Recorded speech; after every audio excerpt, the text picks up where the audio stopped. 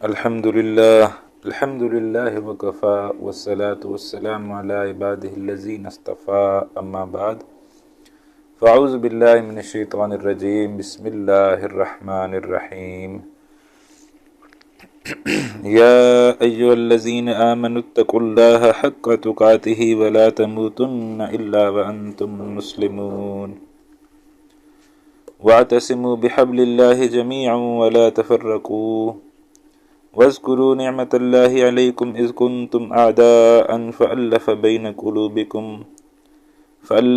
قلوبكم فأصبحتم بنعمته إخوانا وكنتم على شفا حفرة من النار فأنقذكم منها كذلك يبين الله لكم آياته لعلكم تهتدون وَلْتَكُنْ مِنْكُمْ أُمَّةٌ يَدْعُونَ إِلَى الْخَيْرِ وَيَأْمُرُونَ بِالْمَعْرُوفِ وَيَنْهَوْنَ عَنِ الْمُنْكَرِ وَأُولَئِكَ هُمُ الْمُفْلِحُونَ صدق اللہ العظیم رب اشرح لي صدری ويسر لي أمري واحلل عقدة من لساني يفقهوا قولي اللهم صل على محمد وعلى آل محمد كما صليت على إبراهيم وعلى آل إبراهيم إنك حميد مجيد اللهم بارك على محمد وعلى آل محمد كما باركت على إبراهيم وعلى آل إبراهيم إنك حميد مجيد اللهم ارحمنا بالقرآن العظيم واجعله لنا إماما ونورا وهدى ورحمة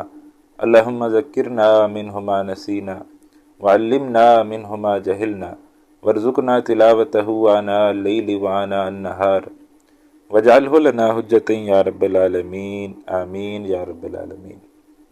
عزیز طلباء، السلام علیکم ورحمۃ اللہ وبرکاتہ۔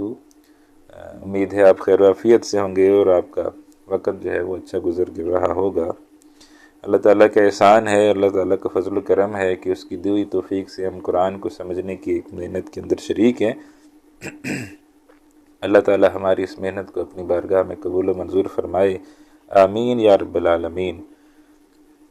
آج آیت نمبر 102 سے ہم آغاز کر رہے ہیں سورہ آل عمران کی، اور یہ جو اب چند آیات آ رہی ہیں، خصوصاً 3 آیات 102، 103، 104، اس کے اندر بہت ہی اہم مضامین جو ہے وہ آ رہے ہیں، اور امت مسلمہ کے لیے فوز و فلاح جو ہے وہ اب کیسے حاصل کی جائے، کامیابی کیسے حاصل کی جائے، اس کے لیے ایک سہ نکاتی لاہ عمل جو ہے وہ اللہ سبحانہ و تعالیٰ جو ہے وہ بتا رہے ہیں کہ امت جو ہے وہ جب زبوں حالی کا شکار ہو جائے، اور امت جو ہے وہ جس صورتحال میں آپ سمجھیے کہ آج ہے، ایسی کسی صورتحال سے دوچار ہو جائے تو امت کے سامنے پھر کیا جو ہے وہ طریقہ، کیا آپشن بچتا ہے، کس طریقے سے وہ زبوں حالی سے نکل کر دوبارہ جو ہے وہ عروج کے راستے پر جو ہے وہ گامزن ہو سکتی ہے۔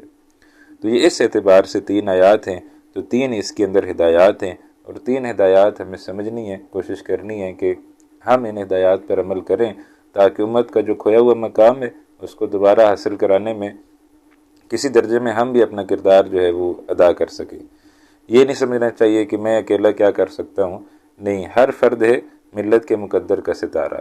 تو جس طرح یہ کہا گیا ہے کہ ہر فرد کا اپنا کردار ہوتا ہے، تو ہر فرد جو ہے وہ اپنے حصے کا دیا جلاتا ہے، ہر فرد جو ہے وہ اپنے حصے کا کام کرتا ہے، تو اسی طریقے سے چھوٹی چھوٹی شمع چل کر پھر بڑی جو ہے وہ روشنی جو ہے وہ بنتی ہے۔ تو ہم نے کم از کم، اگر کوئی بھی نہیں جلا رہا، تو ہم نے کم از کم اپنے حصے کی دیے، اپنے حصے کی روشنی، اپنے حصے کی شمع جو ہے وہ چلانی ہے۔ جیسے ایک اور شعر میرے ذہن میں آ رہا ہے کہ معلوم نہیں کس کا ہے، کہ شکوہ ظلمت شب سے تو کہیں بہتر ہے، کہ رات بہت تاریک ہے اور شکوے بہت ہو رہے ہوں، تو شکوہ ظلمت شب سے تو کہیں بہتر ہے، اپنے حصے کی کوئی شمع جلاتے جاؤ۔ تو یہ جو ہے یہ شکوے کرتے رہنا کہ یہ ہو گیا اور یہ کیوں ہو گیا اور ایسے ہو گئی اور امت اس حال میں ہے اور اس حال میں ہے، تو ہر وقت شکوے شکایتیں کرتے رہنا، تو اس سے بہتر ہے کہ اپنے حصے کی کوئی شمع جو ہے وہ جلا لی جائے۔ تو یہاں پر جو ہے وہ اب اللہ سبحانہ و تعالیٰ ہمیں بتا رہے ہیں کہ وہ شمع جو ہے وہ کیسے جلانی ہے، وہ دیا جو ہے وہ کیسے جلانا ہے، وہ امت کی فوز و فلاح کے لیے وہ جو ہے وہ نقطۂ آغاز اس کا کیا ہوگا۔ تو 3 آیات ہیں، تینوں کے اندر یہ مضامین آئے ہیں۔ فرمایا سب سے پہلا نسخہ جو ہے وہ کیا ہے، سب سے پہلا طریق جو ہے وہ کیا ہے، فرمایا یا ایھا الذین آمنوا، اے لوگو جو ایمان لائے ہو، اتقوا اللہ، اللہ کی نافرمانی سے بچو۔ اب اس میں جو کیا ہدایت ہمیں دی جا رہی ہے، اس میں ہدایت ہمیں دی جا رہی ہے کہ خود اللہ کے بندے بن جاؤ، خود جو ہے وہ सीधे रास्ते पर चलने वाले बन जाओ। इत्तकुल्लाह, अल्लाह का तकवा इख्तियार करो, अल्लाह की नाफरमानी से बचो, हक का तुकाते ही, जैसा कि उसकी नाफरमानी से बचने का हक है। तो पहला नुक्ता क्या है कि हम खुद तो अच्छे मुसलमान बने, लेकिन पूरी उम्मत के गिले करते रहना और लोगों के बारे में बातें करते रहना कि लोग ऐसे हैं और लोग ऐसे हैं और लोग ये हैं और लोग वो हैं, और हम खुद भी वैसे ही हों, तो फिर फ़ायदा कोई नहीं है। फिर लोग हमारे बारे में बातें कर रहे होंगे, हम लोगों के बारे में बातें कर रहे होंगे, तो इस बाहमी जो है वो चपकलश का कोई फ़ायदा नहीं है। तो उसका जो तरीक़ाकार अल्लाह सुब्हानहू व तआला बता रहे हैं वो ये है कि पहले ख़ुद अल्लाह के बंदे बन जाओ, ख़ुद अल्लाह का तकवा इख्तियार करो, ख़ुद अल्लाह सुब्हानहू व तआला की नाफरमानी से बचो और ख़ुद जो है वो सीधी राह पर चलने की कोशिश करो और अल्लाह का तकवा इख्तियार करो। और इतना अल्लाह का तकवा इख्तियार करो जितना कि उसका तकवा इख्तियार करने का हक़ है, उसकी नाफरमानी से बचने का हक़ है।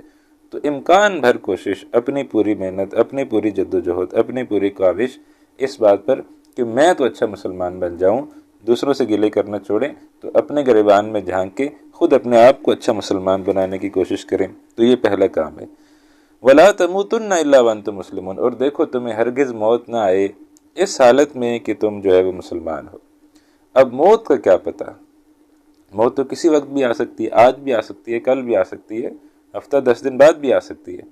तो फर्मा बरदारी की हालत में तुम्हें मौत आए, तकवा की हालत में तुम्हें मौत आए। ऐसा ना हो कि तुम कोई खिलाफ तकवा काम कर रहे हो, ऐसा ना हो कि तुम कोई ऐसा काम कर रहे हो जो गुनाह का हो, तुम कोई ऐसा काम कर रहा हो जो अल्लाह ताला की नाफरमानी का हो, तो उस हालत में तुम्हें मौत आ जाए। तो ऐसा नहीं होना चाहिए, बल्कि तुम्हारा पहला काम क्या है, तुम्हारा पहला काम ये है कि खुद अल्लाह ताला की नाफरमानी से बचने की कोशिश करो और आखिरी सांस तक तुमने जो है ये कोशिश जो है वो जारी रखनी है। यानी ये जो है ये कोई 1-2 दिन का काम नहीं है कि 1-2 दिन तो हम अल्लाह को राज़ी करें और उसके बाद जो है वो फिर हम अल्लाह से बागी हो जाएं और उसके बाद जो है वो हम ये काम करना छोड़ दें। नहीं, ऐसा नहीं है। तकवा इख्तियार करना है आज भी, कल भी, और आखिरी जो सांस हो वो भी हमारा तकवा की हैसियत में हमें आखिरी सांस लेना नसीब हो जाए, तो फिर ये बड़ी कामयाबी होगी। तो ये पहला जो नुक्ता है वो ये है कि खुद अल्लाह के बंदे बन जाओ। अब दूसरा काम क्या करना है, वातसिमू बिहब्लिल्लाहि जमीअन वला तफर्रकू, और मजबूती से अल्लाह ताला की रस्सी को पकड़ लो और देखो आपस में जुदा जुदा ना हो जाओ, आपस में फिरके ना बना लो। मन दिगरम तू दिगरी, मैं कौन तू कौन, ये काम ना करो, बल्कि अल्लाह की रस्सी को मजबूती से पकड़ लो और जुदा जुदा ना हो जाओ, फिरके ना बना लो। अच्छा, इसमें ये चीज़ समझनी चाहिए कि एक होता है इख्तिलाफ, एक होता है फ़िरका। इख्तिलाफ ये है कि भाई कोई भी 2 काम है, उनमें से एक फरीक ये कहते हैं कि ये काम इस तरीके से किया जाए, दूसरा कहता है इस तरीके से किया जाए।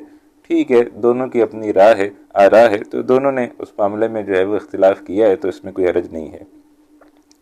एक गज़वा था, नबी अकरम सल्लल्लाहु अलैहि वसल्लम ने सहाबा इकराम रिज़वानुल्लाह अलैहिम अजमईन को ये हुक्म दिया कि फ़लाँ जगह जाकर सब ने असर की नमाज जो है वो पढ़नी है, और ये हुक्म दिया नबी अकरम सल्लल्लाहु अलैहि वसल्लम ने। अब लोगों ने सफ़र करना शुरू कर दिया, जब सफ़र करना शुरू कर दिया तो रास्ते में जो है वो असर की नमाज का वक़्त जो है वो आ गया। अब्बास साहबा ने कहा कि नबी अकरम सल्लल्लाहु अलैहि वसल्लम का मकसद ये था कि वहाँ जल्द अज जल्द पहुँचो, तो इस वजह से नबी अकरम सल्लल्लाहु अलैहि वसल्लम ने कहा था कि असर की नमाज जो है वो फ़लाँ जगह जाके पढ़नी है। तो हम जल्दी पहुँच रहे हैं, लेकिन चूँकि असर का वक्त हो गया है तो लिहाजा हम असर यहाँ ही पढ़ेंगे। तो जब असर का वक्त हो गया तो उन्होंने रास्ते में असर पढ़ ली। दूसरे सहाबा किराम कुछ थे, उन्होंने कहा नहीं, नबी अकरम सल्लल्लाहु अलैहि वसल्लम का हुक्म है कि असर वहाँ ही जाकर पढ़नी है, तो फिर वहाँ ही जाकर पढ़नी है। तो उन्होंने वहाँ ही जाकर जो है वो असर की नमाज़ पढ़ी, और बाज़ लोगों ने मगरिब के बाद, बाज़ लोगों ने इशा के बाद बहुत लेट रात को पहुँचे, तो तब जाके उन्होंने वहाँ असर की नमाज़ पढ़ी। लेकिन उन्होंने कहा कि नहीं, चूँकि नबी अकरम सल्लल्लाहु अलैहि वसल्लम ने कहा था कि असर की नमाज़ वहाँ जाके पढ़नी है, तो हम तो वहाँ ही जाकर पढ़ेंगे, बेशक इशा के बाद का टाइम हो जाए।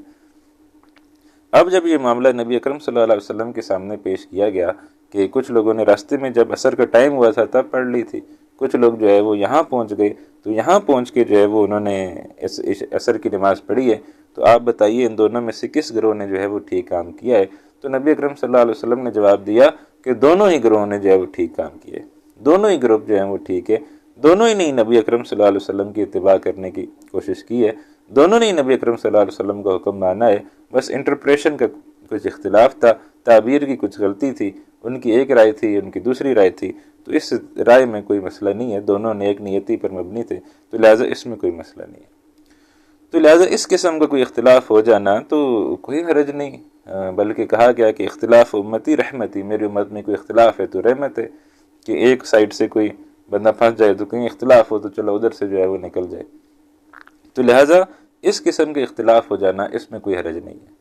لیکن ہمارے ہاں جس قسم کے اختلاف ہیں کہ پھر اس کی بنا پر ایک دوسرے کو دار اسلام سے خارج قرار دیا جاتا ہے، کہ چونکہ اس کا اور میرا یہ اختلاف ہے تو لہٰذا یہ دار اسلام سے خارج ہو گیا، اس کا اور میرا چونکہ یہ اختلاف ہے تو لہٰذا یہ دین سے ہی نکل گیا، اور یہ تو کافر ہو گیا، اور یہ تو یہ ہو گیا، اور یہ تو وہ ہو گیا، اور اتنا زیادہ اختلاف بڑھا دیا جاتا ہے کہ ایک دوسرے کے پیچھے نمازیں نہیں پڑھی جاتی، ایک دوسرے کو کافر جو ہے وہ قرار دیا جاتا ہے، تو یہ پھر فرقہ بازی ہے، یہ تفرقہ بازی ہے۔ جو مسلمان ہیں، جو اہل سنت والجماعت کے دائرے کے اندر ہیں، ان سب کا جو ہے وہ کم از کم ایک دوسرے کے پیچھے نمازیں پڑھنی چاہیے، ایک دوسرے کے ساتھ تعلق ہونا چاہیے، اور ایک دوسرے کی خوشی غمی میں شریک ہونا چاہیے، ایک دوسرے کو مسلمان سمجھنا چاہیے۔ ہاں اختلاف ہوتا ہے، اس میں کوئی حرج نہیں ہے۔ تو اہل سنت والجماعت کے جو اس وقت شیڈز ہمارے ہاں موجود ہیں، ان میں بریلوی ہیں، دیوبندی ہیں، اہل حدیث ہیں، اور بھی دیگر پھر کئی سارے ہیں، لیکن وہ سارے انہی تین کے اندر ہی جو ہے وہ آ جاتے ہیں۔ تو یہ سب اہل سنت والجماعت ہیں، لیکن مسئلہ یہ ہے کہ ہر ایک نے اپنے آپ کو ٹیگ کیا ہوا ہے کہ بھائی ہم جو ہے وہ اہل سنت والجماعت ہیں اور باقی جو ہیں وہ غلط ہیں، تو یہ پھر معاملہ ٹھیک نہیں ہوتا، یہ ایسے نہیں ہونا چاہیے۔ پھر دوسرا معاملہ یہ ہے کہ ہمارے ہاں دو ہی بڑے فرقے ہیں جو موجود ہیں، ایک اہل سنت ہے، ایک اہل تشیع ہے، تو ان کے درمیان بھی ایک اچھا تعلق جو ہے وہ قائم ہونا چاہیے۔ اختلاف ہے، بڑا اختلاف ہے، لیکن اس کے باوجود ان فرقوں کے درمیان بھی اچھے تعلقات جو ہے وہ قائم ہونے چاہیے، تو ان دو جماعتوں کے درمیان بھی اچھے تعلقات جو ہے وہ قائم ہونے چاہیے۔ پھر نبی اکرم صلی اللہ علیہ وسلم کی ایک حدیث ہے جس میں اظہار احوال جو ہے وہ بیان ہوا ہے کہ ایک وقت آئے گا کہ امت کے 73 فرقے جو ہے ہو جائیں گے، 72 فرقے ہو جائیں گے، 73 فرقے ہو جائیں گے، اس طرح کی تعداد بتائی گئی ہے۔ تو ایک فرقہ جو ہے وہ ناجی ہوگا، نجات پانے والا ہوگا، تو ہر فرقہ یہ سمجھتا ہے کہ وہ ناجی فرقہ وہی ہے، ہر ایک نے اپنے آپ کو سند دی ہوئی ہے کہ وہ جو ہے وہ ناجی ہے، تو یہ بھی صحیح بات نہیں ہے۔ اللہ سبحانہ و تعالیٰ وہ بتائیں گے کہ پھر کون جو ہے وہ ناجی ہے، تو وہ غالباً وہ شاید فیصلہ پھر آخرت میں ہی جا کر ہوگا۔ تو لیکن یہ بھی ذہن میں رکھنا چاہیے کہ جب آپ ایک فرقے کو بنا لیتے ہیں تو پھر باقی ساری امت جو ہے وہ آپ پھر اپنے اس دائرہ اسلام سے نکال دیتے ہیں، تو یہ پھر تفرقہ بازی ہو جاتی ہے، اس سے جو ہے وہ بچنا چاہیے۔ تو وَاعْتَصِمُوا بِحَبْلِ اللَّهِ جَمِيعًا، اللہ کی رسی کو مضبوطی سے پکڑ لو۔ اب یہ جو اختلافات ہیں چھوٹے چھوٹے، کہ کوئی کسی نے نماز اوپر ہاتھ باندھ کے پڑھ لی تو وہ دائرہ اسلام سے خارج ہو گیا، کسی نے نماز نیچے ہاتھ باندھ کے پڑھ لی تو وہ دائرہ اسلام سے خارج ہو گیا، اور یہ جو اس قسم کے اختلاف ہیں ان کو دور کرنے کا طریقہ کیا ہے؟ ان کو دور کرنے کا طریقہ یہ ہے کہ لوگوں کو قرآن سے جو ہے وہ جوڑا جائے، اللہ اور اس کے رسول صلی اللہ علیہ وسلم کی جو حقیقی سنت ہے اس سے جو ہے وہ، جب ہم لوگوں کو قرآن حکیم سے جوڑیں گے، جب ہم لوگوں کو نبی اکرم صلی اللہ علیہ وسلم کی حقیقی سنت سے جوڑیں گے اور ان کو سمجھ آئے گا کہ اصل کرنے کا کام یہ کیا ہے اور اصل کام ہمارے ذمے کیا ہے، تو پھر وہ خود بخود ان چیزوں سے اوپر آ جائیں گے اور پھر سمجھیں گے کہ ٹھیک ہے اس کے اندر اختلاف ضرور موجود ہے، لیکن دونوں طریقوں کی گنجائش چونکہ موجود ہے، تو لہٰذا اس میں کوئی لڑنا جھگڑنا اور ایک دوسرے کو دائرہ اسلام سے خارج کرنے کی کوئی ضرورت نہیں ہے۔ تو وہ جب وہ سنت پر آ جائیں گے جو نبی اکرم صلی اللہ علیہ وسلم نے ہمیں بتلائی ہے، تو اس سنت پر آنے کے بعد اور اس بڑے مشن پر آنے کے بعد پھر جو ہے وہ ان چھوٹی چھوٹی چیزوں سے نکل آئیں گے، لیکن اس کے لیے ضروری ہے کہ لوگوں کو قرآن حکیم سے جو ہے وہ جوڑا جائے۔ تو دوسرا کام جو ہے وہ یہاں آ رہا ہے، وَاعْتَصِمُوا بِحَبْلِ اللَّهِ جَمِيعًا، اللہ کی رسی کو مضبوطی سے پکڑو، وَلَا تَفَرَّقُوا، اور آپس میں جدا جدا نہ ہو جاؤ، وَاذْكُرُوا نِعْمَتَ اللَّهِ عَلَيْكُمْ، اور یاد کرو اللہ تعالیٰ کی اس نعمت کو، اِذْ كُنْتُمْ أَعْدَاءً، کہ جب تم تھے ایک دوسرے کے دشمن، فَأَلَّفَ بَيْنَ قُلُوبِكُمْ، تو اس نے تمہارے دلوں میں جو ہے وہ آپس میں الفت ڈال دی۔ خاص طور پر یہ اوس و خزرج والے بھی آپس میں لڑتے رہتے تھے، اور بھی جو ہے وہ اگر کسی کی دشمنی تھی تو اس کی بات ہو رہی ہے کہ تم آپس میں ایک دوسرے کے دشمن تھے، تو اللہ سبحانہ و تعالیٰ نے فضل فرمایا، کرم فرمایا کہ تمہیں آپس میں جو ہے وہ بھائی بھائی بنا دیا، فَأَصْبَحْتُمْ بِنِعْمَتِهِ إِخْوَانًا، تو اللہ کے فضل سے تم آپس میں ایک دوسرے کے بھائی بن گئے، وَكُنْتُمْ عَلَى شَفَا حُفْرَةٍ مِّنَ النَّارِ، اور تم تھے آگ کے گڑھے کے کنارے پر، یعنی تم جہنم کی طرف جا رہے تھے اور جاتے جاتے اس مقام تک تم پہنچے ہوئے تھے کہ تم آگ کے گڑھے کے کنارے جو ہے وہ پہنچے ہوئے تھے، فَأَنْقَذَكُم مِّنْهَا، بس اللہ نے بچا لیا تمہیں اس سے۔ كَذَلِكَ يُبَيِّنُ اللَّهُ لَكُمْ آيَاتِهِ، اسی طرح سے واضح فرماتے ہیں اللہ تمہارے لیے اپنی آیات، لَعَلَّكُمْ تَهْتَدُونَ، تاکہ تم ہدایت حاصل کرو۔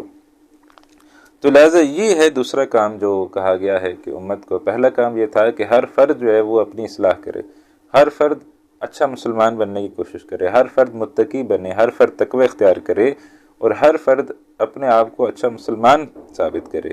تو یہ پہلا کام۔ دوسرا کام امت کو یہ کہا گیا کہ اللہ کی رسی کو مضبوطی سے پکڑ لو، اور اللہ کی رسی کو مضبوطی سے پکڑنے کے بعد آپس میں تفرقہ نہ کرو۔ جب تم آپس میں جڑو گے، آپس میں مضبوط رہو گے، آپس میں تعلق تمہارا اچھا رہے گا، تو پھر جو ہے وہ تمہارے اوپر کوئی غالب نہیں آ سکے گا۔ لیکن اس کے لیے ضروری ہے کہ تم جو ہے وہ آپس میں جڑے ہوئے ہو۔ اب یہ تو ایک آئیڈیل سچویشن ہے کہ امت جو ہے وہ اس صورتحال میں آ جائے کہ اختلاف نہ ہو، تفرقہ نہ ہو، اور یہ جو ہے یعنی سب قرآن سے جڑ جائیں اور بھائی بھائی بن جائیں اور ایک دوسرے کے دشمن نہ رہیں۔ تو یہ تو ایک بہت آئیڈیل سچویشن ہے کہ پوری امت اس طرح ہو جائے۔ تو اس طرح کی آئیڈیل سچویشن اچیو ہونا بہت مشکل ہوتا ہے۔ تو جتنا کسی بھی جماعت کا، کسی بھی گروہ کا جتنا گروپ بڑا ہوتا چلا جاتا ہے، تو اس میں پھر اختلاف بھی بڑھتے چلے جاتے ہیں۔ تو آج امت 2 ارب سے جو ہے وہ تجاوز کر گئی ہے۔ ابھی کوئی فگر آ رہے تھے، اس میں 2 ارب سے جو ہے وہ تعداد بھی زیادہ بتائی جا رہی ہے کہ 2 ارب سے زیادہ جو ہے وہ اس وقت دنیا کے اندر امت مسلمہ جو ہے کہ لوگ جو ہے وہ موجود ہیں۔ تو اتنے بڑے گروہ کا، اتنے بڑے گروپ کا اس ہدایت پر جمع ہونا ایک بہت بڑی اچیومنٹ ہوگی۔ یعنی یہ اللہ ہی چاہے تو ہو سکتا ہے، ورنہ میرے اور آپ کے چاہنے سے شاید یہ کام ہونے والا نہیں ہے۔ تو اللہ جب چاہے گا تو بہرحال اس وقت پھر یہ کام ہو جائے گا، اور ہونا ہے ایک دفعہ یہ۔ تو جب تک وہ کام نہیں ہو جاتا تب تک کیا کریں؟ یعنی اب ہاتھ پہ ہاتھ دھرے بیٹھے رہیں کہ بھائی کوئی آئے تو بس امت کو جوڑ دے، کوئی آئے تو امت کو جوڑ دے، کوئی آئے تو امت کو جوڑ، کون آئے گا، کہاں سے آئے گا، کیسے جوڑے گا؟ تو اس سے کرنے کا کام جو ہے وہ ایک اور تیسرا بتایا جا رہا ہے کہ اگر بڑی امت جو ہے یہ پوری 2 ارب لوگ جو ہے یہ کام نہیں کر رہے، اور پورے 2 ارب لوگ جو ہے وہ آپس میں جڑ نہیں رہے، تو پھر تم کیا کرو؟ تم اس امت کے اندر ایک جماعت جو ہے وہ بناؤ، ایک جماعت جو ہے وہ بنا کے کوئی جو ہے وہ کام جو ہے وہ کرنا شروع کر دو جو اس بڑی امت کے کرنے کا کام ہے۔ تو وَلْتَكُمْ مِنْكُمْ أُمَّةٌ، تم میں سے ایک جماعت جو ہے وہ ہونی چاہیے، تم میں سے ایک امت جو ہے وہ ہونی چاہیے۔ اب یہ تم میں سے امت سے کیا مراد ہے کہ بڑی امت کے اندر سے ایک چھوٹی امت۔ تو وَلْتَكُمْ مِنْكُمْ أُمَّةٌ، تم میں سے ایک امت جو ہے وہ ہونی چاہیے، يَدْعُونَ إِلَى الْخَيْرِ۔ اب یہ جو امت ودن امت بنی ہے، یہ جو امت کے اندر ایک امت جو ہے وہ بنی ہے، اس کا کیا کام ہوگا؟ اس کا کام جو ہے وہ اب آ رہا ہے۔ اس کا کام یہ ہے یدعون الی الخیر، جو بلائے گی خیر کی طرف، ویامرون بالمعروف وینہون عن المنکر، حکم دے گی نیکی کا اور روکے گی برائی سے۔ اب خیر کی طرف بلانا کیا ہے؟ تو خیر کی طرف بلانا، قرآن کی طرف بلانا، لوگوں کو قرآن کی طرف بلائے، قرآن سے جوڑے، قرآن سے جڑ جاؤ، تو یہ وہ لوگوں کے ساتھ کام کرے اور امر بالمعروف کرے، نہی عن المنکر کرے۔ اب یہ جو ہے یہ کرنے کا کام ہے۔ یہ 3 سٹیپس ہو گئے کرنے کے۔ پہلا کام یہ ہے کہ خود انسان متقی بن جائے، اللہ کا تقوی اختیار کرے۔ دوسرا کام اس کے اندر یہ ہے کہ پوری امت جو ہے وہ متقی بن جائے۔ تیسرا کام اس کے اندر یہ ہے کہ جب تک پوری امت نہیں متقی بن جاتی، امت کے اندر ایک امت جو ہے وہ کھڑی کی جائے، جو ایک جماعت جو ہے وہ کھڑی کی جائے، اور وہ جو ہے وہ آپس میں ایک دوسرے کے ساتھ جڑ جائیں، آپس میں ایک دوسرے کے ساتھ مضبوطی سے تعلق جو ہے وہ قائم کریں، اور وہ جڑ کر وہ کام کریں جو اصلاً امت کو کرنا تھا، جو امت کی ذمہ تھا۔ اب چونکہ امت وہ کام نہیں کر رہی، دعوت الی الخیر نہیں کر رہی، قرآن سے لوگوں کو نہیں جوڑ رہی، امر بالمعروف نہی عن المنکر نہیں کر رہی، تو لہذا جب تک وہ بڑی امت نہیں کر رہی، تب تک اس امت کے اندر ایک امت بنا لو اور وہ جو ہے یہ کام کرنا شروع کر دے۔ اب یہ جو ہے یہ امت ہے، اب یہ بہت ساری جگہوں پر مختلف بھی ہو سکتی ہیں، ہر شہر میں ڈیفرنٹ لوگ بھی جمع ہو سکتے ہیں، ملکوں میں مختلف ہو سکتے ہیں، اور ہر ملک کے اندر یہ کام ہونا شروع ہو جائے، اور ان کی فکر یہی ہو کہ امت کو جوڑنا ہے، امت کو جوڑنا ہے، امت کو جوڑنا ہے، اور یہ دعوت الی الخیر، قرآن سے لوگوں کو جوڑیں، امر بالمعروف کریں، نہی عن المنکر کریں، برائی سے روکیں۔ تو پھر جب ان کے اندر یہ فکر ہوگی امت کو جوڑنا ہے، تو 2 بڑے بڑے گروہ بھی آپس میں جڑ جائیں گے، پھر ہوتے ہوتے اسی طریقے سے پوری امت جو ہے وہ اس کے اندر جڑ جائے گی۔ تو وَلْتَكُمْ مِنْكُمْ أُمَّةٌ يَدْعُونَ إِلَى الْخَيْرِ، تو اس سے زیادہ پریشان نہیں ہونا چاہیے. اکثر ہمارے لوگ ساتھی پریشان ہو جاتے ہیں، اتنی زیادہ جماعتیں ہیں، اتنی زیادہ جماعتیں ہیں. تو اس سے کوئی پریشانی کی بات نہیں ہے، اس سے خوشی کی بات ہونی چاہیے کہ جتنی زیادہ جماعتیں ہیں اتنا زیادہ دین کا کام ہو رہا ہے. اور دین کے کام بہت سارے ہیں، دین کے گوشے بہت سارے ہیں، دین کے پہلو بہت سارے ہیں. ایک جماعت کے لیے شاید یہ ممکن بھی نہیں ہے کہ وہ ہر پہلو پر جو ہے وہ کام کرے. جیسے ایک محاذ ہے ختم نبوت کا، تو اس پر کچھ جماعتیں کام کر رہی ہیں. ایک محاذ ہے تبلیغ کا، اس پر کچھ جماعتیں کام کر رہی ہیں. ایک محاذ ہے اقامت دین کا، اللہ کے دین کو قائم کرنے کی جد و جہد کا، اس پر کچھ جماعتیں کام کر رہی ہیں. ایک محاذ ہے جہاد کا، جہاد پر کچھ جماعتیں کام کر رہی ہیں. ایک محاذ ہے ویلفیئر کے کاموں کا، اس پر کچھ جماعتیں کام کر رہی ہیں. تو یہ سارا مل جل کر امتی کو فائدہ ہو رہا ہے. تو جتنے زیادہ لوگ کام کریں گے، جس طرح کام کریں گے، تو وہ فائدے کی بات ہے، اچھی بات ہے. اب ایک جماعت کے لیے یہ ممکن نہیں ہوتا کہ وہ اتنے سارے پہلوؤں پر جو ہے وہ کام کرنا شروع کر دے. تو ہر پہلو پر مختلف جماعتیں جو ہیں وہ کام کر رہی ہیں. تو اس پہ پریشان نہیں ہونا چاہیے، اس پہ خوشی ہونی چاہیے کہ اور آپس میں ان کا اچھا تعلق ہونا چاہیے. آپس میں ایک دوسرے کو یہ برا بھلا نہ کہیں، یہ آپس میں تفرقے میں نہ پڑ جائیں. جیسے امت کو کہا گیا آپس میں تفرقے میں نہ پڑ جاؤ، تو ایسے یہ جماعتیں آپس میں تفرقے میں نہ پڑ جائیں تو پھر یہ امت کے لیے مفید ہیں، پھر یہ امت کے لیے مضر نہیں ہیں. تو لہٰذا زیادہ جماعتوں پر بھی کوئی پریشان ہونے کی، گھبرانے کی ضرورت نہیں ہوتی. تو اب امت کے اندر ایک امت جو ہے وہ قائم ہونی چاہیے. وَلْتَكُمْ مِنْكُمْ أُمَّةٌ يَدْعُونَ إِلَى الْخَيْرِ، امت کے اندر ایک امت چاہیے تم میں سے ایک جماعت جو بلائے خیر کی طرف، وَيَأْمُرُونَ بِالْمَعْرُوفِ، حکم دے نیکی کا، وَيَنْهَوْنَ عَنِ الْمُنْكَرِ، روکے برائی سے. اب یہ جو ہے سوسائٹی کے اندر برائی کو ختم کرنا، نہیں عن المنکر، یہ بھی جو ہے وہ اس جماعت کی ذمہ ہونا چاہیے. ہمارے یہاں یہ ہے کہ بس بھلائی کی بات کرتے رہو، نیکی کی بات کرتے رہو، وہ نیکی کرتا جائے گا تو خود ہی اس سے برائی چھوٹ جائے گی. نہیں، ساتھ ہی اللہ تعالیٰ فرماتے ہیں جب بھی یہ اس جماعت کو مشن کیا دے رہے ہیں، یدعون الی الخیر، دعوت الی الخیر کا کام کرنا ہے، امر بالمعروف، نیکی کا حکم دینے، وینہون عن المنکر، برائی سے روکنا بھی ہے، ساتھ ہی برائی سے روکنے کی بات آ گئی. تو دونوں کام جو ہے وہ کرنے ہیں. اور جتنی استطاعت ہو، کسی کی ہاتھ سے روکنے کی استطاعت ہے تو وہ ہاتھ سے روکے، کسی کی زبان سے روکنے کی استطاعت ہے زبان سے روکے. کوئی دل میں برا سمجھ سکتا ہے تو وہ دل میں جانے برا. تو یہی کیفیت ہوتی ہے کہ اس کیفیت میں جماعت بھی جو ہے وہ ہوتی ہے. اگر وہ جماعت اتنی طاقتور ہے کہ برائی کو ہاتھ سے روک سکتی ہے تو برائی کو ہاتھ سے روکے. اگر وہ جماعت اتنی طاقتور نہیں ہے کہ برائی کو ہاتھ سے روک سکے تو زبان سے برا بھلا کہے، اس کو زبان سے اس کے خلاف جو ہے وہ علم جہاد جو ہے وہ بلند کرے. اور اگر یہ بھی اس کی کیفیت نہیں ہے تو بس پھر کیا ہو سکتا ہے، پھر دل میں چلو برا جان لیں. لیکن اگر دل بھی جو ہے وہ مطمئن ہے، برائیاں معاشرے میں ہو رہی ہیں اور پھر دل بھی مطمئن ہے، تو پھر یہ تو ایمان کا کمزور ترین درجہ جو ہے وہ پھر ہو جاتا ہے. وَيَنْهَوْنَ عَنِ الْمُنْكَرِ، برائی سے روکے، وَأُولَٰئِكَ هُمُ الْمُفْلِحُونَ، یہی لوگ جو ہیں وہ پھر فلاح پانے والے ہیں، یہی لوگ جو ہیں وہ کامیاب ہونے والے ہیں. تو جو لوگ اب یہ پورا سہ نکاتی لائے عمل ہے جو اللہ سبحانہ و تعالیٰ نے ہمیں دیا ہے.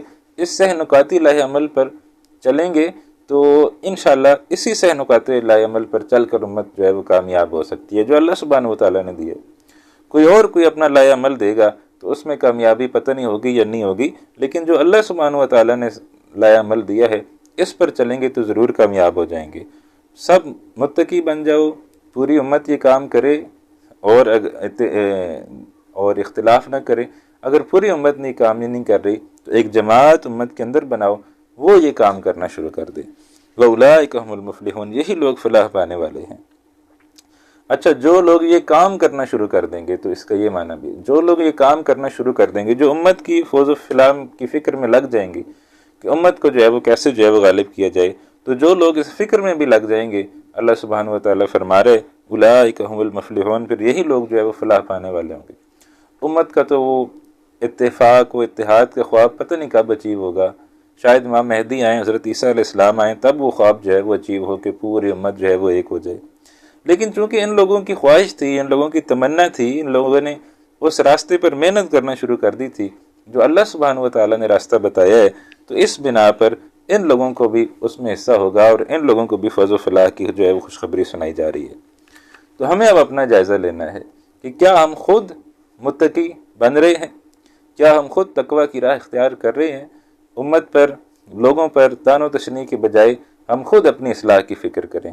دوسرا، دیکھیں کیا پوری امت جو ہے یہ کام کر رہی ہے. اللہ کی رسی کو مضبوطی سے پکڑا ہوا ہے، آپس میں اختلاف تو نہیں کر رہے، تو امت کی سطح پر تو ہمیں یہ کام ہوتا نظر نہیں آ رہا۔ تو لہٰذا پھر ہمارے اوپر یہ لازم ہے کہ ہم وَلْتَكُن مِّنْكُمْ أُمَّةٌ، اس کے حکم کے تحت کسی ایک اور کسی جماعت کے اندر ہم ضرور شامل ہوں۔ وَلْتَكُن مِّنْكُمْ أُمَّةٌ، امت کے اندر کسی جماعت کسی گروہ کے اندر ضرور شامل ہوں جو کیا کرے، یدعون الی الخیر، لوگوں کو بلائے بھلائی کی طرف، ویامرون بالمعروف، حکم دے نیکی کا، وینہون عن المنکر، اور روکے برائی سے، واولئک هم المفلحون، پھر یہ لوگ جو ہیں وہ فلاح پانے والے ہیں۔ اب یہ جو سوچ ہے، یہ جو فکر ہے کہ امت کا جو ہے وہ فوز و فلاح کیسی ہوگی، دعوت الی الخیر کرنا ہے، لوگوں کو امر بالمعروف نہی عن المنکر کا جو فریضہ سر انجام دینا ہے، اسی کی محنت کے لیے، اسی کی کاوش کے لیے، اسی قرآنی حکم کے تحت کہ امت کے اندر ایک امت بنا لو، امت کے اندر ایک جماعت جو ہے وہ کھڑی کر لو، اسی قرآنی حکم کے تحت تنظیم اسلامی جو ہے وہ بنائی گئی ہے۔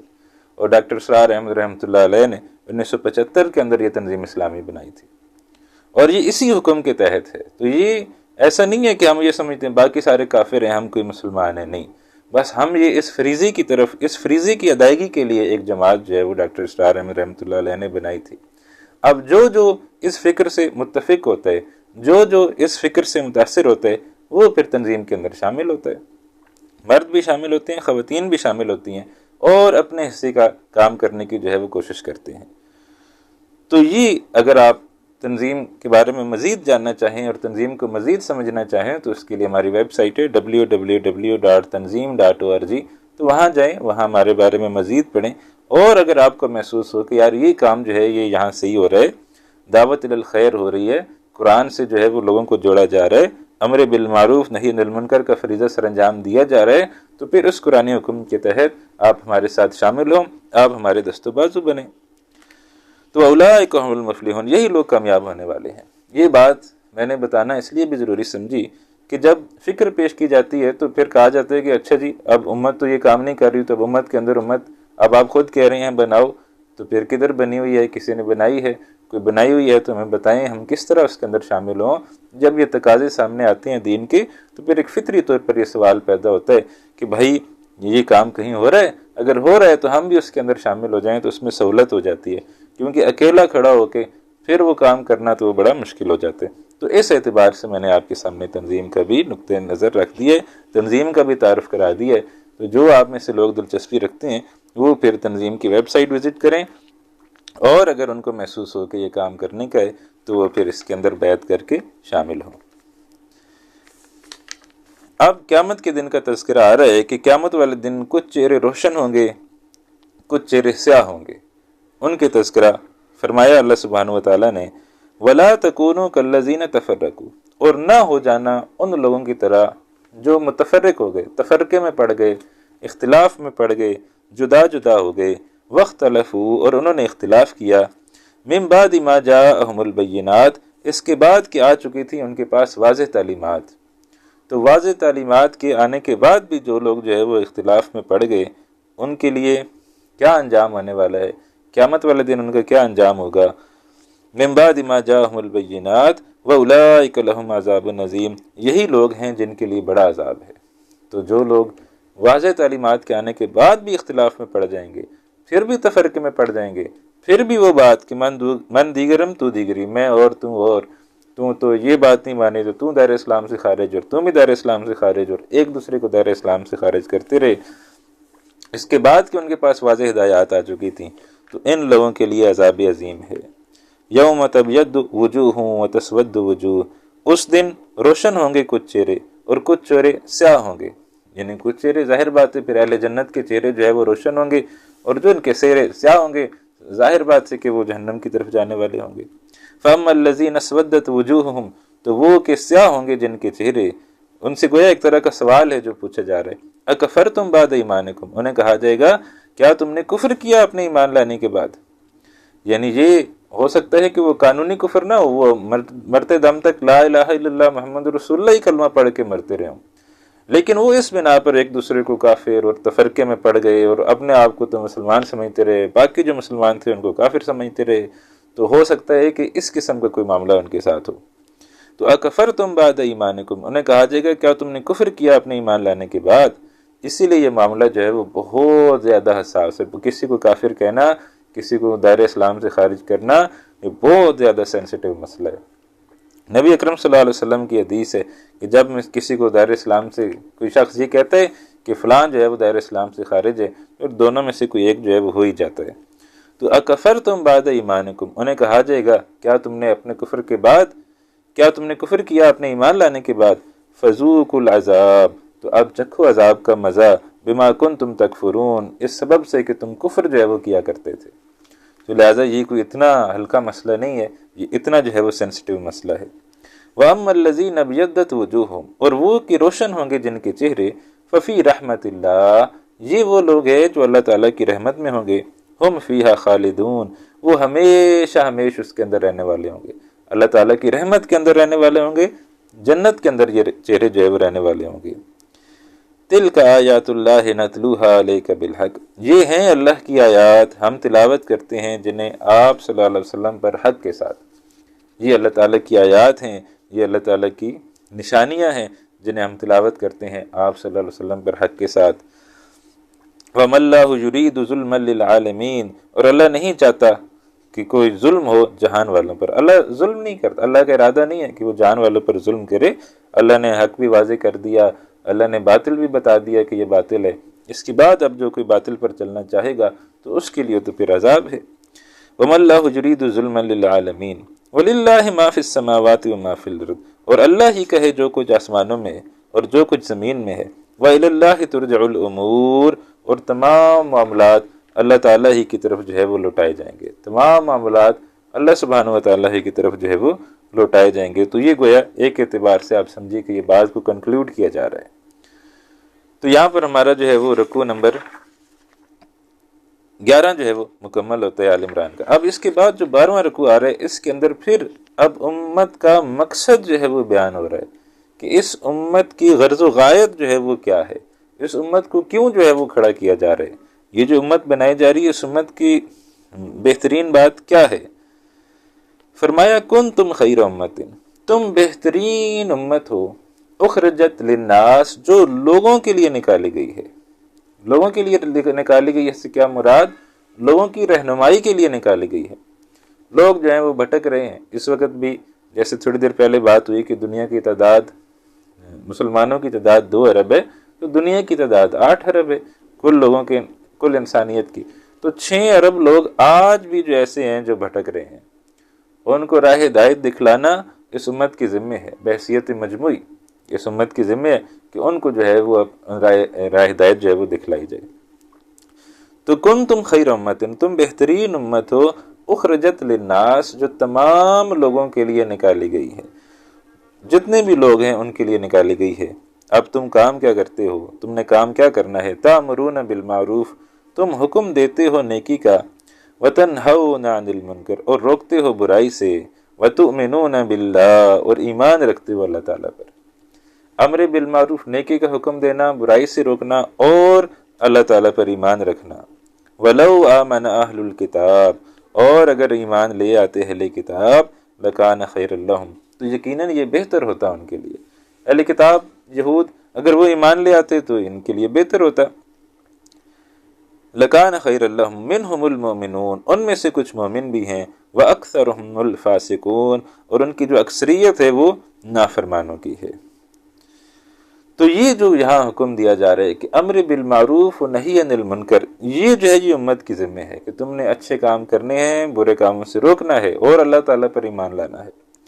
اور نبی اکرم صلی اللہ علیہ وسلم کی اس حوالے سے بڑی ہدایات موجود ہیں، بڑی واضح ہدایات موجود ہیں، جس میں آپ صلی اللہ علیہ وسلم نے بھی تاکید کی ہے کہ تم نے ضرور ضرور جو ہے وہ امر بالمعروف کرنا ہے، تم نے ضرور ضرور جو ہے وہ نہی عن المنکر کرنا ہے. ایک حدیث میں نبی اکرم صلی اللہ علیہ وسلم نے ارشاد فرمایا، اور یہ ترمذی کی حدیث ہے، آپ صلی اللہ علیہ وسلم نے ارشاد فرمایا، قسم ہے اس ہستی کی جس کے ہاتھ میں میری جان ہے، تم ضرور حکم دیتے رہو گے نیکی کا. لَتَأْمُرُنَّ بِالْمَعْرُوفِ وَلَتَنْهَوْنَ عَنِ الْمُنْكَرِ، تم ضرور لازماً، تمہارے اوپر لازم ہے کہ تم نیکی کا حکم دیتے رہو گے، برائی سے روکتے رہو گے. کیونکہ اگر تم نے ایسا نہ کیا،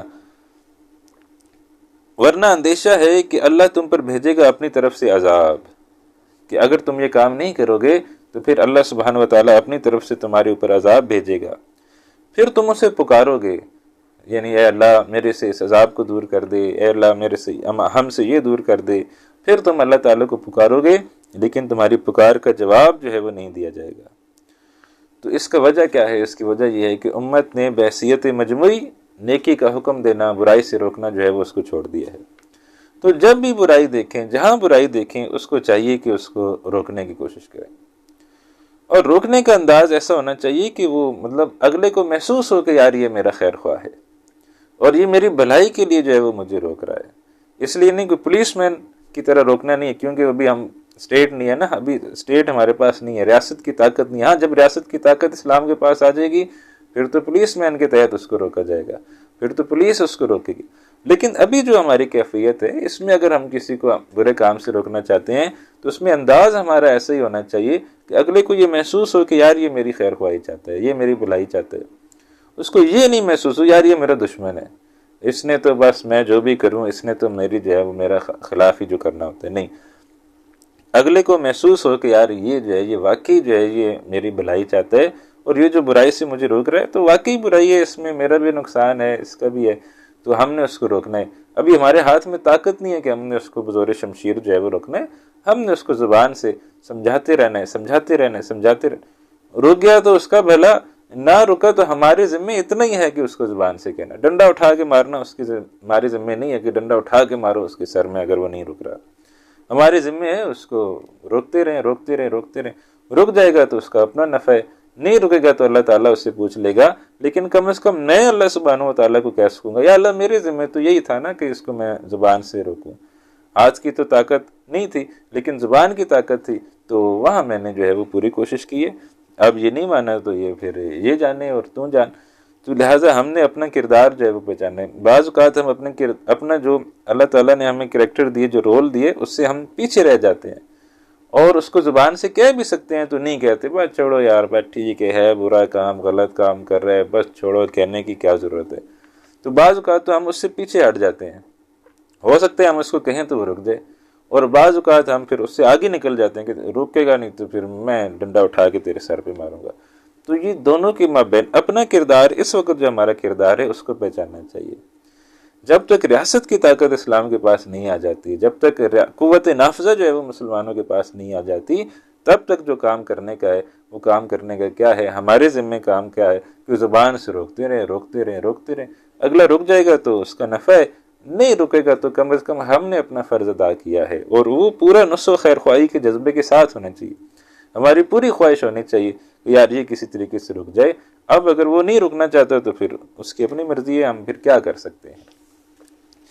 اب جو ہے فرمایا جا رہا ہے کہ امت ذلیل و رسوا کیوں ہوتی ہے، یعنی یہ جو امت کا مقصد ہے اب اس کے بعد بیان کیا جا رہا ہے کہ امت ذلیل و رسوا کیوں ہوتی ہے. لَن يَضُرُّوكُمْ إِلَّا أَذًى، ہرگز نہیں نقصان پہنچا سکتے اہل کتاب تمہیں مگر کچھ اذیت. وَإِن يُقَاتِلُوكُمْ، اور اگر وہ لڑیں گے تم سے، يُوَلُّوكُمُ الْأَدْبَارَ، پھیر دیں گے تمہارے سامنے پیٹھیں، ثُمَّ لَا يُنصِرُونَ، پھر ان کی مدد جو ہے وہ نہیں کی جائے گی. یعنی یہ امت جب اللہ کی فکر سے دور ہو جاتی ہے، امت جب اللہ سبحانہ و تعالیٰ سے دور ہو جاتی ہے تو پھر وہ امت اتنی کمزور، اتنی لاچار، اتنی بے بس جو ہے وہ ہو جاتی ہے، وہ پھر میدان کی امت نہیں رہتی. اور جیسے مثال دی گئی ہے جیسے یہودی ہیں. یہودی اللہ تعالیٰ کی پسندیدہ ترین قوم تھے اور کہا گیا یا بنی اسرائیل اذکروا نعمتی التی انعمت علیکم وانی فضلتکم علی العالمین، میں نے تمہیں تمام جہان والوں پر فضیلت دی تھی. یہ چوزن پیپل تھے، یہ اللہ سبحانہ و تعالیٰ کے اتنے پسندیدہ تھے کہ یہ chosen people by the lord بن گئے تھے. اللہ تعالیٰ کے پسندیدہ بندے جو ہے یہ بن گئے تھے، پسندیدہ امت تھی. بے شمار انبیاء جو ہے وہ ان کے اندر مبعوث کیے گئے. 1400 سال کے اندر کوئی دن ایسا نہیں گزرا جن کے اندر کوئی نہ کوئی نبی جو ہے وہ موجود نہ رہے. لیکن جب انہوں نے اللہ تعالیٰ سے بے وفائی کی، جو کام ان کی ذمہ تھے انہوں نے وہ کام کرنا چھوڑ دیے، تو اللہ تعالیٰ نے کیا کیا؟ اللہ تعالیٰ نے ان کے دلوں میں بزدلی کی بیماری ڈال دی. وہ جو حدیث میں آیا وہن کی بیماری ڈال دی، موت سے ڈرنے کی بیماری ڈال دی. تو یہ پھر موت سے ڈرنا شروع ہو گئے. تو امت جب بگڑتی ہے تو اس کے اندر وہن کی بیماری ڈل جاتی ہے، جیسے آج وہن کی بیماری ہے. نبی اکرم صلی اللہ علیہ وسلم نے ایک حدیث کے اندر فرمایا کہ قیامت کے نزدیک لوگ تم پر ٹوٹ پڑیں گے اور اس طریقے سے جو ہے وہ ایک دوسرے کو پکار لگائیں گے تمہارے اوپر حملہ کرنے کے لیے، جیسے کھانے پر ایک دوسرے کو بلایا جاتا ہے۔ تو صحابہ نے عرض کیا یا رسول اللہ کیا ہم اس وقت اتنے تھوڑے ہوں گے کہ لوگ ہمارے اوپر جو ہے وہ ٹوٹ پڑیں گے؟ کہا نہیں، تعداد میں تو تم بہت زیادہ ہوگے لیکن وہن کی بیماری کے اندر ہوگے۔ تو صحابہ نے پوچھا وہن کیا ہے؟ کہا موت سے نفرت اور زندگی سے محبت۔ تو وہ بزدلی، کم ہمتی، وہ جو ہے وہ تھوپ دی جاتی ہے امت کے اوپر، تو جو یہود کے اوپر تھوپی گئی تھی، ایسے محسوس ہوتا ہے کہ اسی کا شکار آج ہم بھی ہیں۔ تو یہ امت کی ذلت و رسوائی کی وجہ یہ ہوتی ہے۔ تو یہاں یہود کے بارے میں کہا جا رہا ہے، اور یہ جس وقت قرآن نازل ہوا اس وقت تو اہل ایمان کے کیا کہنے تھے، وہ تو زبردست قسم کے لوگ تھے۔ تو ان کو کہا جا رہا ہے کہ یہ یہودی تمہارے سامنے نہیں روک سکتے، اور اگر کبھی یہ تمہارے مقابلے میں آ جائیں تو تمہاری پیٹھ دکھا کر بھاگ جائیں گے، بزدل ہیں۔ ضربت علیہم الذلۃ اینما ثقفوا، تھوپ دی گئی ہے ان پر ذلت جہاں کہیں وہ پائے جائیں، یعنی ذلیل ہی ہوں گے، جہاں کہیں بھی ہوں گے وہ ذلیل ہوں گے۔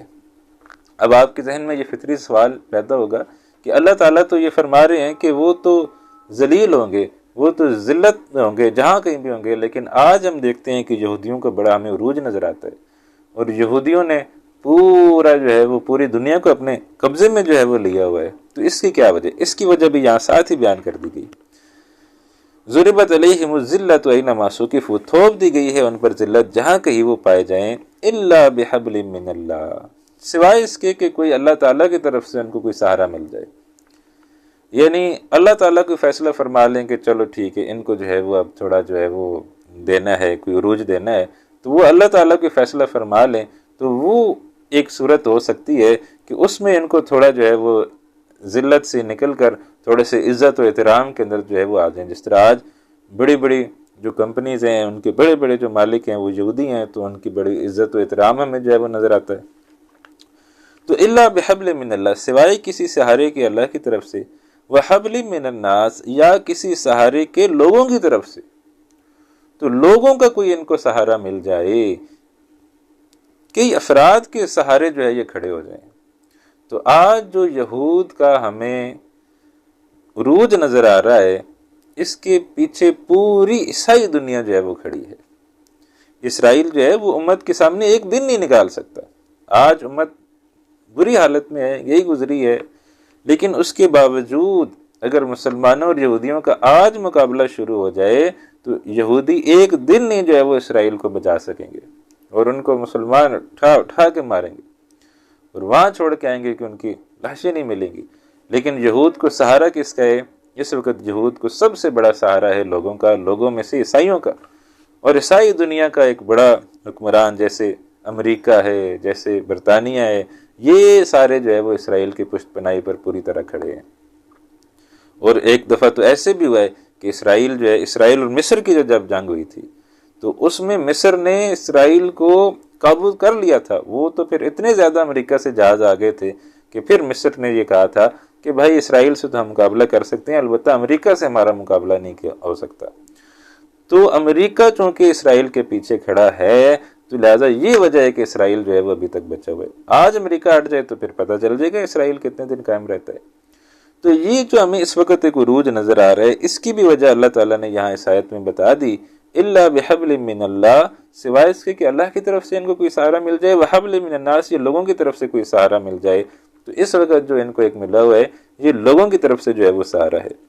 وباءوا بغضب من اللہ، اور وہ لوٹے ایک غضب کے ساتھ اللہ تعالیٰ کی طرف سے، وضربت علیہم المسکنہ، اور تھوپ دی گئی ہے ان پر محتاجی۔ اب کیوں ان کے ساتھ یہ کام کیا گیا؟ کیوں ان کے اوپر ذلت، مسکنت طاری کر دی گئی؟ اس امت پر جو اللہ تعالیٰ کی محبوب امت رہی ہے اس کے ساتھ یہ کام کیوں کیا گیا؟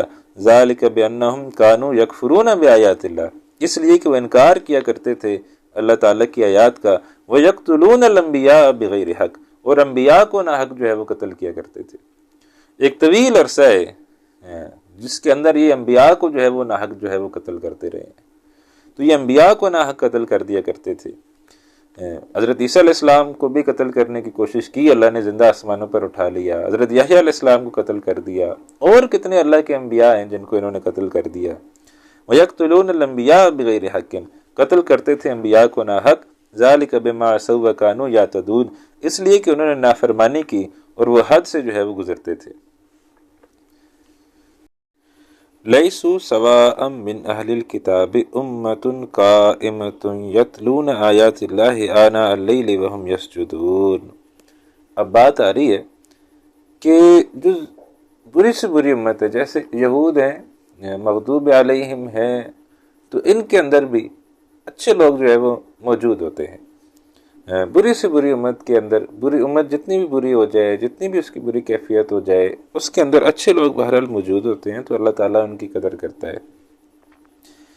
لیسوا سواء، نہیں ہے سب اہل کتاب برابر، من اہل الکتاب امۃ قائمہ، اہل کتاب میں سے ایک جماعت قائم ہے حق پر، اور خصوصاً یہ عیسائیوں کے اندر جو ہے وہ اہل حق زیادہ ہیں، حق کو پہچاننے والے، حق کو پہچان کر حق کو اختیار کر لینے والے۔ یہ نبی اکرم صلی اللہ علیہ وسلم کے زمانے میں بھی عیسائیوں میں زیادہ تھے، جیسے ہم دیکھتے ہیں نجاشی بادشاہ رحمہ اللہ، وہ ایمان لے آئے، اور بھی کچھ سلطنتیں اس زمانے میں چھوٹی چھوٹی تھیں جو عیسائی سلطنتیں تھیں، لیکن وہ اسلام قبول کر لیا انہوں نے۔ تو عیسائیوں کے اندر حق کو قبول کرنے کی تڑپ جو ہے وہ یہود کی نسبت زیادہ ہے۔ اور ہمیں راہب بھی ملتے ہیں، راہب جو ہے وہ حضرت سلمان فارسی رضی اللہ تعالیٰ عنہ کا قصہ آپ پڑھیں تو اس میں بھی آپ کو چند راہبوں کا تذکرہ ملے گا کہ وہ جو ہے وہ حضرت سلمان فارسی رضی اللہ تعالیٰ عنہ کو گائیڈ کرتے رہے، اور ان راہبوں کی ہدایت کی روشنی میں وہ کھجوروں والی سرزمین پہنچے تھے، اور وہ جو ہے وہ ایمان لائے تھے۔ آج بھی آپ دیکھیں تو عیسائی جو ہے وہ زیادہ تعداد میں اسلام جو ہے وہ قبول کرتے ہیں۔ جتنے بھی نو مسلمز ہیں، جتنے بھی اس وقت دنیا میں لوگ اسلام قبول کر رہے ہیں، وہ اگر کوئی ایک مذہب جس کا نام لیا جائے جو دوسرا مذہب ہے تو وہ عیسائیت ہے، جس کے زیادہ لوگ جو ہیں وہ اس حق کو قبول کرتے ہیں اور اسلام کو قبول کرتے ہیں۔ تو یہاں ان کی بات، من اہل الکتاب امۃ قائمہ، اہل کتاب میں سے ایک جماعت قائم ہے حق پر، یتلون آیات اللہ آناء اللیل، وہ تلاوت کرتے ہیں اللہ کی آیات رات کی گھڑیوں میں۔ جب قرآن نہیں نازل ہوا تھا تو وہ ان کے پاس جو تھی تو رات کی گھڑیوں میں وہ کرتے تھے، تلاوت کرتے تھے، تو راتوں کو اٹھ کر اور عبادات کرتے تھے اللہ تعالیٰ کی۔ راہب جو ہے وہ بڑے بڑے نیک راہب بھی جو ہیں وہ گزرے ہیں۔ تو یتلون آیات اللہ آناء اللیل، وہ تلاوت کرتے ہیں اللہ کی آیات رات کی گھڑیوں میں، وہم یسجدون، وہ سجدہ کرنے والے بھی ہوتے ہیں۔ تو یہ جتنے پھر اس طرح کا اچھا عنصر ان کے اندر موجود تھا، جب جب نبی اکرم صلی اللہ علیہ وسلم کی دعوت ان تک پہنچی اور وہ مخلص تھے، اخلاص والے تھے، تو انہوں نے جو ہے وہ نبی اکرم صلی اللہ علیہ وسلم کی دعوت قبول کی، قرآن کا پیغام قبول کیا اور مسلمان ہوئے۔ یؤمنون باللہ والیوم الآخر، وہ ایمان رکھتے ہیں اللہ پر بھی، آخرت کے دن پر بھی۔ ویامرون بالمعروف، اور وہ حکم دیتے ہیں بھلائی کا، وینہون عن المنکر، اور روکتے ہیں برائی سے۔ ویسارعون فی الخیرات، اور ایک دوسرے سے جلدی کرتے ہیں نیکیوں میں، ایک دوسرے سے نیکیوں میں آگے بڑھنے کی جو ہے وہ کوشش کرتے ہیں۔ تو اہل ایمان کو یہی چاہیے کہ وہ نیکیوں میں آگے بڑھنے کی کوشش کیا کرے۔ دنیا میں تو سارے ایک دوسرے سے آگے بڑھنے کی کوشش کر رہے ہیں، کسی کے پاس ہم دیکھ لیں، پتہ چل جائے کہ فلاں بھائی نے 5 مرلے کا پلاٹ لے لیا ہے تو ہمیں بھی ٹینشن ہونے لگ جاتی ہے، یار ہم پیچھے رہ گئے، وہ دیکھو کیسے زبردست کامیاب ہے کہ اس نے جو ہے وہ یہ کام کر لیا۔ تو یہ معاملہ ہم دنیا کے اندر تو کرتے ہیں، نیکی کے معاملات میں بھی ہمیں مسابقت جو ہے وہ کرنی چاہیے کہ جو آگے نکل جائے نیکیوں میں تو اس میں اس کا مقابلہ کرنا چاہیے۔ تو سابقوا الی مغفرۃ، یہ بھی ہے، دوڑ لگاؤ اللہ تعالیٰ کی مغفرت کی طرف۔ تو یہاں آیا یسارعون فی الخیرات، سرعت کرتے ہیں، جلدی کرتے ہیں، تیزی کرتے ہیں، تو ایک دوسرے سے جلدی کرتے ہیں نیکیوں میں۔ وَأُولَٰئِکَ مِنَ الصَّالِحِینَ، یہی لوگ صالحین میں سے ہیں۔ وَمَا يَفْعَلُوا مِنْ خَيْرٍ، اور جو بھی وہ کریں گے کوئی نیکی، فَلَن يَكْفُرُوهُ، وہ ان کی وہ نیکی ضائع نہیں کی جائے گی۔ یعنی نبی اکرم صلی اللہ علیہ وسلم کے زمانے سے پہلے جو ہے وہ اگر تھے تو ان کی وہ نیکی جو ہے وہ ضائع نہیں کی جائے گی، اور جو وہ نیکیاں کرتے رہے ہیں اللہ ان کو اجر دے گا۔ اور جب نبی اکرم صلی اللہ علیہ وسلم کا زمانہ آ گیا تو اس کے بعد آپ صلی اللہ علیہ وسلم پر ایمان لے آئے تو پھر ان کے لیے بھی نیکیاں ہیں، اجر ہی اجر ہے۔ وَمَا يَفْعَلُوا مِنْ خَيْرٍ، اور وہ جو بھی کریں گے کوئی نیکی، فَلَن يَكْفُرُوهُ، تو ہرگز ناقدری نہیں کی جائے گی اس کی۔ وَاللَّهُ عَلِيمٌ بِالْمُتَّقِينَ، اللہ خوب جاننے والا ہے پرہیزگاروں کو۔ إِنَّ الَّذِينَ كَفَرُوا، اب فوری طور پر یہ بات آ گئی کہ کافر جو ہیں، جو نبی اکرم صلی اللہ علیہ وسلم پر ایمان نہیں لائیں گے، وہ نہیں، نہ ان کی نیکیاں قبول ہیں نہ وہ مسلمان ہیں۔ تو ان الذین کفروا، یقیناً وہ لوگ جنہوں نے کفر کیا، لن تغنی عنہم اموالہم ولا اولادہم من اللہ شیئا، کام نہیں آئیں گے ان کے مال اور ان کی اولادیں اللہ کے سامنے کچھ بھی۔ یعنی یہ جتنا مال جمع کر لیں، جتنی ان کی اولادیں زیادہ ہو جائیں، اور یہ سمجھیں کہ اللہ کے ہاں ان کو یہ کچھ کام آ جائے گا، تو اللہ کے ہاں کچھ بھی ان کو کام نہیں آئے گا۔ وَأُولَٰئِكَ أَصْحَابُ النَّارِ، یہ آگ والے ہیں، ہم فیہا خالدون، وہ اس میں ہمیشہ رہنے والے ہیں۔ مثل ما ينفقون فی هذه الحیات الدنیا، مثال اس کی جو وہ خرچ کرتے ہیں اس دنیا کی زندگی میں۔ جب کوئی جہاد ہو رہا ہے، قتال ہو رہا ہے، جنگ ہو رہی ہے، تو مسلمان بھی اپنا مال خرچ کر رہے ہیں۔ صحابہ کی مثالیں آتی ہیں، بڑی بڑی مثالیں آتی ہیں، انہوں نے بڑا بڑا مال جو ہے وہ دیا ہے جنگ میں، میدان جنگ میں جب جنگ ہونے لگی تھی تو انہوں نے بڑا بڑا مال جو ہے وہ خرچ کیا ہے۔ اسی طریقے سے کافروں نے بھی بڑا بڑا مال جو ہے وہ خرچ کیا ہے، تو وہ بھی تو میدان میں آتے تھے نا، وہ بھی بدر میں 1000 کا لشکر لے کر آئے، احد میں 3000 کا، احزاب میں 10-12 ہزار کا لشکر لے کر آ گئے، تو ان کے لیے بھی تو انہوں نے تو خرچ کیا نا، مال جمع کیا، اخراجات کیے، تو بہت زیادہ خرچے انہوں نے بھی کیے، تو وہ بھی تو خرچ کر ہی رہے ہیں۔ تو کیا اس کا کوئی ان کو اجر ملنے والا ہے؟ کیا وہ بھی کوئی ثمر لائے گا؟ کیا وہ بھی کوئی نیکی ان کو ملے گی کہ وہ انہوں نے مال خرچ کیا ہے؟ کیونکہ اہل ایمان کو تو نیکیاں ملتی ہیں، اجر ملتی ہیں۔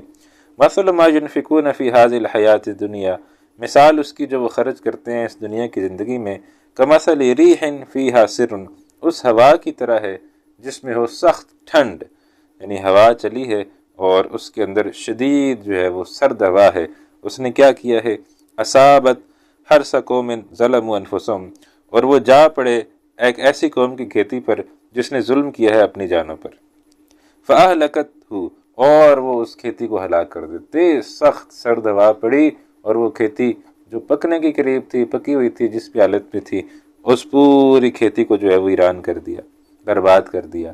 تو ان کی جو اعمال ہے ان کا انجام بھی یہی ہونے والا ہے۔ قیامت والے دن جب یہ اللہ سبحانہ و تعالیٰ کے سامنے پیش ہوں گے، قیامت والے دن جب اللہ کے سامنے جائیں گے تو پھر ان کے لیے کوئی وہاں پر اجر و ثواب نہیں ہوگا، کیونکہ وہ سمجھیں وہ سرد ہوا چل چکی اور ان کی کھیتیاں جو ان کی محنتیں وہ ساری رائے گاہ ہو چکی۔ وما ظلمہم اللہ، اللہ ظلم نہیں کرنے والا، یعنی یہ تو نہیں ہے کہ بھئی انہوں نے بھی تو خرچ کیا تو ان کو بھی کوئی اجر ملے، لیکن نہیں، اللہ ظلم نہیں کرنے والا، ولیکن انفسہم یظلمون، خود ہی اپنی جانوں پر جو ہے وہ ظلم کیا کرتے تھے۔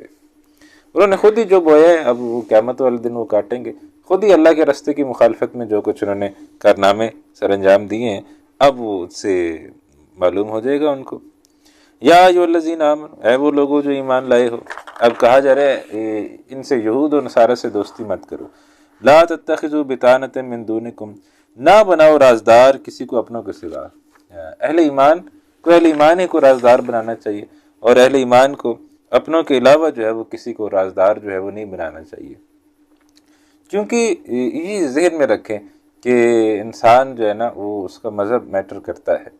تو اگر آپ کے کوئی راز، خصوصاً اگر کوئی اسٹیٹ کا بڑا نمائندہ ہے تو اس کے پاس راز ہوں گے، تو اسٹیٹ کے کوئی راز ہوتے ہیں، تو جب آپ وہ نان مسلم کو دے دیں گے نا، تو کبھی آپ کا کسی ایسے ملک سے ٹکر ہو گئی جو اس کے ہم مذہب ہوئے، جس کو آپ نے اپنے راز دے دیے ہیں، تو وہ پھر اپنا وہ ملک سیکنڈری آپشن پہ چلا جائے گا، مذہب فرسٹ آپشن پہ آ جائے گا، تو وہ آپ کو نقصان پہنچائے گا۔ تو لہٰذا لا تتخذوا بطانۃ من دونکم، نہ بناؤ رازدار کسی کو اپنوں کے سوا۔ تو یہ ہے انسان کا معاملہ، انسان کا مذہب جو ہے نا وہ ٹاپ پر آ جاتا ہے۔ جب مذہب ٹاپ پر آ جاتا ہے تو پھر وہ جو ہے وہ اگر کوئی دشمن ملک حملہ کر دے اور وہ اس کا ہم مذہب ہو تو پھر وہ مسئلہ خراب ہو جاتا ہے، پھر وہ اس کا اندل سے جو اس کا ساتھ دے رہا ہوتا ہے۔ لا یعلونکم خبالا، وہ کسر نہ اٹھا رکھیں گے تمہیں تباہ کرنے میں۔ ودوا ما عنتم، وہ پسند کرتے ہیں وہ چیز جس سے تم مصیبت میں پڑو۔ قد بدت البغضاء من افواہہم، ظاہر ہو ہی جاتی ہے دشمنی ان کے منہوں سے۔ دل کے اندر جو کچھ ان کے چل رہا ہے وہ تو بہت زیادہ ہے جو وہ زبانوں پر لاتے ہیں، لیکن زبانوں سے بھی کبھی کبھی ان کی دشمنی جو ہے وہ ظاہر ہو جاتی ہے۔ وما تخفی صدورہم اکبر، اور جو وہ چھپا رہے ہیں اپنے سینوں میں وہ اس سے بہت زیادہ بڑا ہے، یعنی زبان سے جو کچھ ادا کر رہے ہیں، سینوں میں جو کچھ ہے اس سے بہت زیادہ سینے کے اندر گند جو ہے وہ اہل یہود کے اندر بھرا ہوا ہے۔ قد بینا لکم الآیات ان کنتم تعقلون، یقیناً ہم نے واضح کر دی ہیں تمہارے لیے آیات اگر تم سمجھتے ہو تو اللہ عقل مند کے لیے اشارہ کافی ہوتا ہے، تو اگر تم عقل مند ہو تو تمہارے لیے اشارہ جو ہے وہ کافی ہے۔ ہاں انتم اولئک تحبون، مسلمانوں یہ تم ہو جو ان سے محبت کرتے ہو۔ ہمیں بڑی محبت ہو رہی ہوتی ہے غیر مسلموں سے، جی یہ غیر مسلم ہیں جی، بڑے اچھے ہیں جی، بڑے ماشاءاللہ یہ کر رہے ہیں جی، وہ کر رہے ہیں جی، تو ہمارے دل میں بڑی ان کے لیے ہمدردیاں پیدا ہو رہی ہوتی ہیں۔ تو اللہ کہہ رہے ہاں انتم اولئک تحبون، مسلمانوں یہ تم ہو جو ان سے محبت کرتے ہو، ولا یحبونکم، وہ تم سے کوئی محبت نہیں کرتے۔ وَتُؤْمِنُونَ بِالْكِتَابِ كُلِّهِ، اور تم ایمان رکھتے ہو تمام کتابوں پر، یعنی تم تو تورات پر، زبور پر، انجیل پر، سب پر ایمان رکھتے ہو۔ وَإِذَا لَقُوكُمْ قَالُوا آمَنَّا، اور جب وہ ملتے ہیں تم سے کہتے ہیں ہم ایمان لائے، یعنی ہم بھی ایمان والے ہیں، ماشاءاللہ تم بھی ایمان والے ہو، قرآن پر سب پر ایمان، اچھا ہم بھی ایمان والے ہیں، دیکھو ہم بھی تورات کو مانتے ہیں، زبور کو مانتے ہیں، انجیل کو مانتے ہیں، تو ہم بھی ایمان والے ہیں، ہم بھی قرآن کو نہیں مان رہے، ویسے ہم تورات کو مانتے ہیں بہرحال، تو ہم بھی ایمان والے ہیں۔ ان کا بھی یہ دعویٰ ہے کہ تم بھی مومن ہو، ہم بھی مومن ہیں، تو ہم سارے ایمان والے ہیں۔ تو وَإِذَا لَقُوكُمْ قَالُوا آمَنَّا، جب تم سے ملتے ہیں کہتے ہیں ہم ایمان لائے ہیں، وَإِذَا خَلَوْا، اور جب وہ خلوت میں ہوتے ہیں، اکیلے ہوتے ہیں، عَضُّوا عَلَيْكُمُ الْأَنَامِلَ مِنَ الْغَيْظِ، کاٹ کھاتے ہیں تم پر انگلیاں غصے سے، یعنی اتنا وہ یہ استعارہ ہے کہ اتنا ان کو غصہ آتا ہے کہ وہ جیسے انگلیاں بھینچ رہے ہوں اور کاٹ کھائیں کہ یہ کیا ہو گیا ہے، کہ مسلمانوں کی تو ایسی کی تیسی پھیر دینی چاہیے، یہ کیسے مسلمان ہو گئے، ان کو کافر کر دو، ان کے اوپر کیسے اللہ کی کتاب نازل آ گئی، تو وہ اتنا غیظ و غضب ہے ان کے اندر، تو وہ ظاہر نہیں ہوتا۔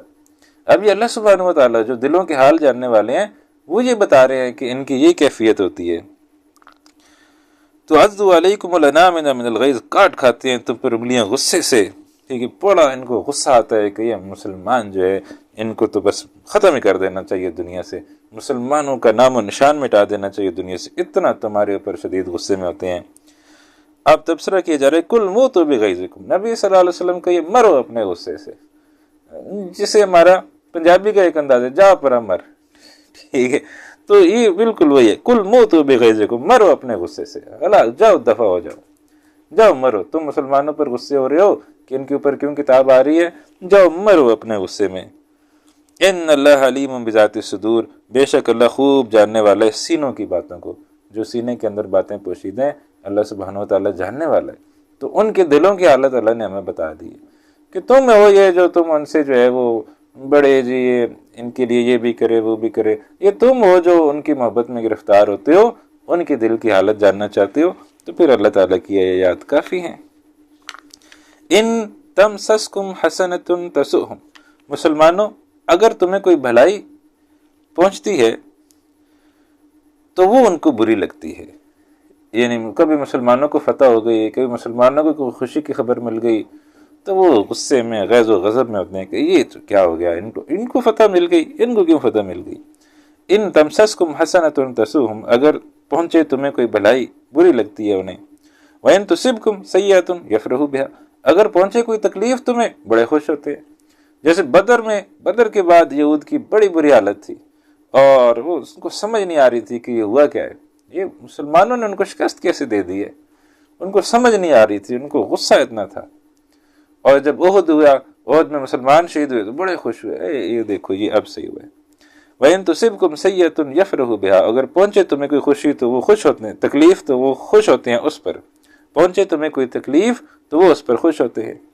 وَإِن تَصْبِرُوا وَتَتَّقُوا، اور اگر تم صبر کرو اور پرہیزگاری اختیار کرو، لَا يَضُرُّكُمْ كَيْدُهُمْ شَيْئًا، نہیں نقصان پہنچائے گی تمہیں ان کی سازش کچھ بھی، إِنَّ اللَّهَ بِمَا يَعْمَلُونَ مُحِيطٌ، بے شک اللہ اس کا جو وہ کر رہے ہیں احاطہ کرنے والا ہے، جو بھی وہ کوئی کوشش کر رہے ہیں، جو بھی محنت مشقت کر رہے ہیں، اللہ تعالیٰ دیکھ رہا ہے، اللہ تعالیٰ تمہارے ساتھ ہے، بس تم نے کیا کرنا ہے، تم نے جو ہے وہ صبر سے کام لینا ہے اور تقویٰ سے کام لینا ہے، اللہ سے ڈرتے رہنا ہے، تو اللہ سے ڈرتے رہو گے تو ان لوگوں کی چالیں جو ہے وہ تمہارے جو ہے وہ کسی کام جو ہے وہ نہیں آئیں، تمہارا کوئی نقصان نہیں پہنچا سکے گی، تو تم جو ہے وہ بس صبر سے کام لو۔ تو یہ ہے ہمارے دلوں میں بھی بعض اوقات اس طرح کے جذبات آتے ہیں، تو لیکن اللہ تعالیٰ نے جو کافروں اور مشرکوں اور خاص طور پر اگر یہاں تذکرہ ہو تو یہود کا، تو وہ ان کے دل کی کیفیت اللہ نے کھول کے جو ہے وہ بیان کر دی ہے کہ ان کے دل کی یہ حالت ہے، ممکن ہے اور بھی کسی کی ہو، تو لیکن اللہ تعالیٰ جو دلوں کے بھید جاننے والا ہے اس نے اس بات کی جو ہے وضاحت کر دی ہے۔ تو ہم یہاں پر ہی آج اپنا سبق روکیں گے، ٹائم ہمارا پورا ہو رہا ہے، اور اس کے بعد ویسے بھی نیا مضمون آ رہا ہے، تو ابھی ہم آج یہاں پر ہی رکیں گے۔ اس کے بعد اب ایک طویل مضمون آ رہا ہے جس میں غزوہ احد کی حالات جو ہے وہ آ رہے ہیں۔ غزوہ احد آپ کو پتہ ہے کہ ایک جنگ ہوئی مدینہ کے باہر، وہاں مسلمانوں کو جو ہے وہ پہلے فتح ہوئی، پھر وہ فتح جو ہے وہ ایک عارضی شکست کے اندر تبدیل ہو گئی، مسلمانوں کو بھاری جانی نقصان اٹھانا پڑا۔ تو وہ پھر کیا حالات ہوئے، اس جنگ کی کیا کیفیات تھیں، اس جنگ میں کیا ہوا، اور اس جنگ پر اللہ سبحانہ وتعالیٰ کا تبصرہ کیا ہے، تو یہ ایک بہت طویل سلسلہ، تقریباً 60 کے قریب آیات ہیں، جو اب سمجھے 2-3 شاید کلاس میں ہماری چل جائے۔ تو غزوہ احد پر اللہ سبحانہ وتعالیٰ کا ایک بھرپور تبصرہ جو ہے وہ اب آ رہا ہے، تو انشاءاللہ اب اگلی کلاس سے اس کا مطالعہ کریں گے۔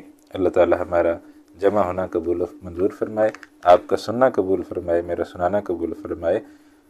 اللہ تعالیٰ ہم سب کو اپنے حفظ امان میں رکھے، سب کو جنت الفردوس میں جمع فرمائے، آمین یا رب العالمین۔